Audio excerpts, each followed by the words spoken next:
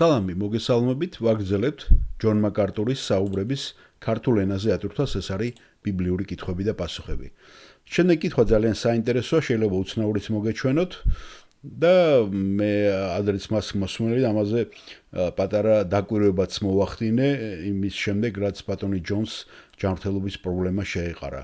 Ვინ შეცვლის ჯონ მაკარტურს ამ ეკლესიაში, როდესაც უფალი გადაწყვეტს მის წაყვანას. ნახეთ, ეს კითხვა დაისვა პირველად 2001 წელს და იმის შემდეგ გავიდა 25 წელი და დღესაც ცოტათი არ იციან ეს გაურკვევლობა, იმიტომ რომ ბატონმა ჯონმა გარკვევით არ თქვა. მიუხედავად იმისა, რომ შეიძლება მე მაგალითად სამ კანდიდატს მოვიაზრებდე, ეს არის ოსტინ დანკინი, ტიმ პატონი და მაიკ რიკარდი. და ბოლო კანდიდატი მაიკ რიკარდი, ყველაზე ახალგაზრდა მათ შორის, იტალიური წარმოშობის, შეიძლება ეს უფრო მოიაზრებდეს.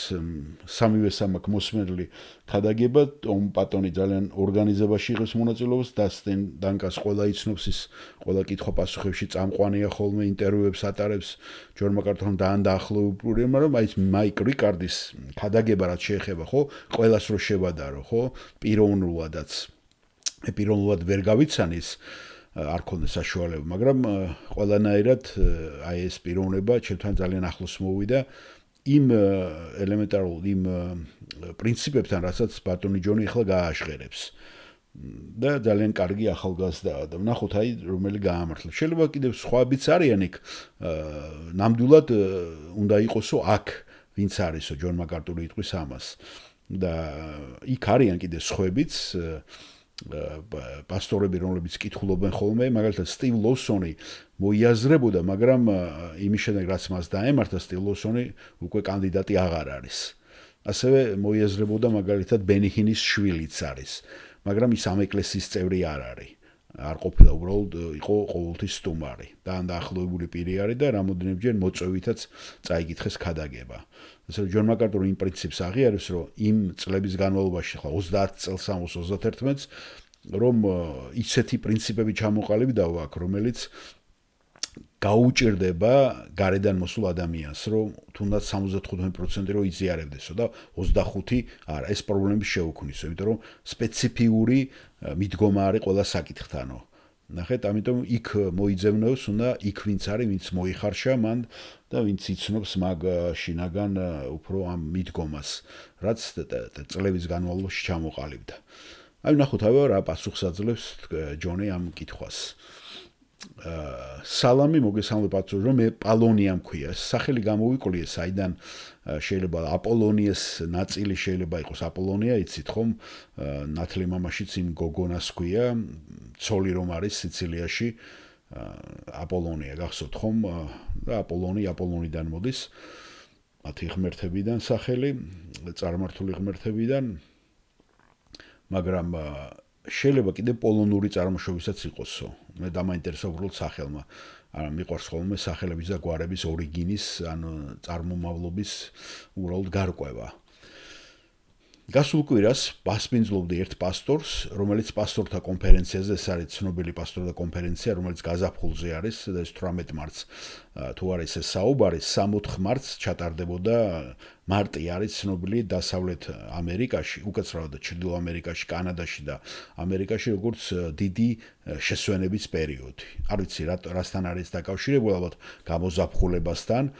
ძალიან მნიშვნელოვანი გამიკვირდა ავსტრალიაში ესეთი რამე არ იყო და აქ არის მარტის შესვენება, ქვია ამას და აი აქ ზუსტად ამთხოვს ხოლმე ყოველ წელს ქვია წყევსების კონფერენცია, პასტორების კონფერენცია, რომელიც ესე წყევსების კონფერენციად შეიძლება ქართულად ესე უფრო სწორი ითარგმნოს და აი ერთ-ერთი პასტორს ეთყობა სახში ამასთან გაჩერდა პიროვნებასთან და აი ნახოთ რას ამბობს ახლა ეს პოლონია. ეს პასტორი ძალიან გახარებული იყო და ძალიან გაუცებული იყო იმ სწავლებით, რაც აქ ნახა ჩვენს ეკლესიაში, თუ რამდენად ძლიერია ჩვენი ეკლესია. და ერთ-ერთმა მათგანმა მკითხა, ვინ შეცვლის პასტორ მაკარტურს, როდესაც უფალი გადაწყვეტს მის სახლში წაყვანას, რათა ეკლესიამ გააგრძელოს ისეთივე ძლიერი მოღვაწეობა, როგორიც ახლაა. და მე უპასუხე, არ ვიცი.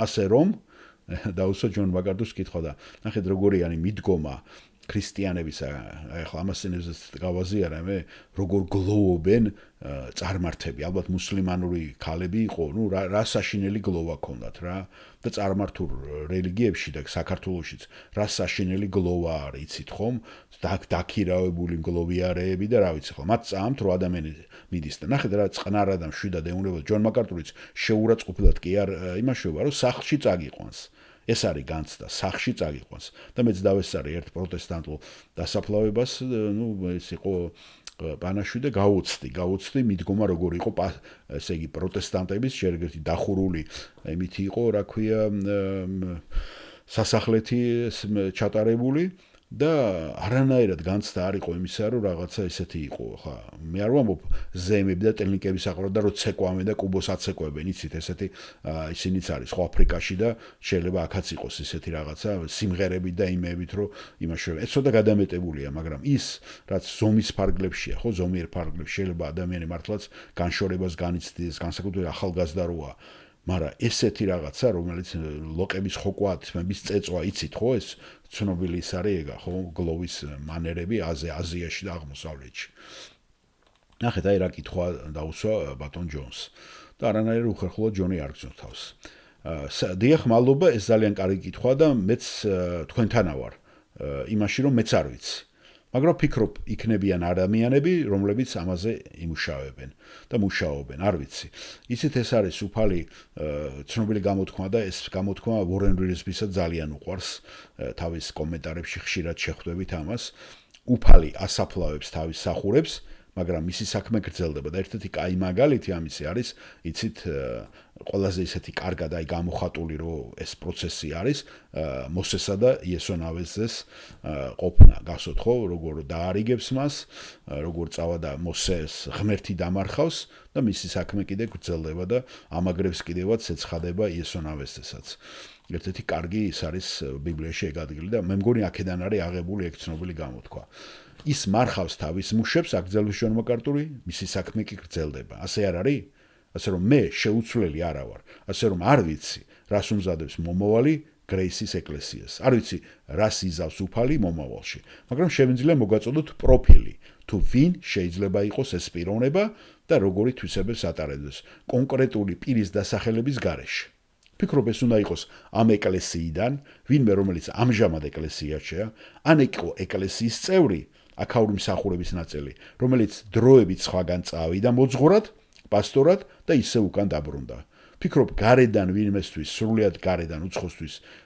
ძალიან რთული იქნება გარედან შემოსვლა და ამას იმიტომ ვამბობ რომ ჩვენი თეოლოგია და ჩვენი მსახურება ასე სპეციფიკურად განსაზღვრულია და ეს არის ეკლესიაში დიდი ხნის განმავლობაში ყოფნის ერთ-ერთი პრობლემა თუ მოძღვარი 3 ან 4 წელი რჩება და მიდის ის დიდ კვალს ვერ დატოვებს მაგრამ 32 წლის შემდეგ სახურების ფილოსოფია, ჩვენი საქმიანობის წესი, ლიდერობა, თეოლოგია, ქადაგების წესი, ყველაფერთან ამიდგომა. ამ ეკლესიაში იმდენად განსაზღვრულია, რომ თუ გარედან ვინმეს მოიყვანთ, რომელიც შესაძლოა 75%-ით ეთანხმებოდეს, 25%-ით არ ეთანხმებოდეს ჩვენ საქმიანობას, წესს. ამ ადამიანს გაუჭირდება გაძლება, რადგან ეს 25% პრობლემად იქცევა მისთვის, რადგან წლების განმავლობაში ამდენ საკითხებზე ჩვენ გვაქვს ნამუშევარი და მათ თითქმის ჩვენ ერთნაირად, ჩვენი გუნდი ერთნაირად ხედავთ. ასე რომ ვარაუდობ, ეს იქნება ადამიანი, რომელიც წლების განმავლობაში ამ ეკლესიის მსახურების ნაწილია.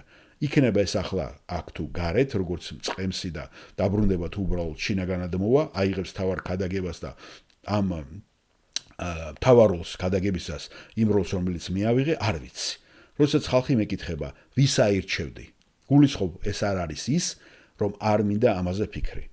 არ მაწუხებს ამაზე ფიქრი. მე მოვკვდები და ეს პრობლემა არ არის. რამდენიმე წლის წინ თითქმის მე მოვკვდი და ვიცი, რომ უფალი იპოვის შესაფერის ადამიანს. უბრალოდ ეს უფლისათვის მე არ დამიგეგმავს. მაგრამ მე ნამდვილად ვჯერა, რომ უფალს აქვს ამაზე ნაფიქრალი და მე არ შემიძლია ამის თქვა. უფალმა ამ ეკლესიაში განსაკუთრებული კურთხევები, განსაკუთრებული მადლი გადმოღვარა და თუ შეგვიძლია ვისესხოთ ფრაზა, რომელიც ადრე ჯონ პაიპერისაგან მოვისმინეთ, მე არ ვფიქრობ, რომ ეს ყველაფერი წარსული და აწყმოს მადლია მხოლოდ. მე ვფიქრობ, რომ უამრავი მადლი მომავალშიც ელოდება ამ ეკლესიას. უფალმა იცის, რამდენად მნიშვნელოვანი ეს ეკლესია მისი სამეფოსათვის, მან იცის, რომ ეს ეკლესია მე არა ვარ, მან იცის, რომ ეს ეკლესია თქვენ ახართ და იცის, რა აქვს განსაზღვრული ამ ეკლესიის მომავლისათვის. და დარწმუნებულია, რომ მას აქვს გეგმები ამ ეკლესიის სიკეთისა და კურთხევისათვის. ამიტომ არ ამგონია ამის შიში გქონდეთ, როდესაც გარდამავალი დრო დადგება. უფალი თუ მისი ერთგული იქნებით, შემდეგ ეტაპზე აუცილებლად გადაგიყვანთ. ერთ-ერთი რამ, რისი გაკეთებაც უფალს არ სურს, არის ის, რომ უფალს არ სურს საკუთარი საქმის შენელება ან ხელის შეშლა. ამიტომ ის უზრუნველყოფს ამ ყველაფერს. ახლა მინდა გთხოვოთ, არ გთხოვოთ, გახვიდე და ილოცოთ, რომ უფალმა მომცეს მემკვიდრე, რადგან არ მინდა, რომ ის აქ იყოს მანამ, სანამ მე არ წავალ, რადგან არ მინდა ვინმესთან ვიბრძოლო ამ ამბიონისათვის. გასაგებია? დიახ, მადლობთ, გასაგებია.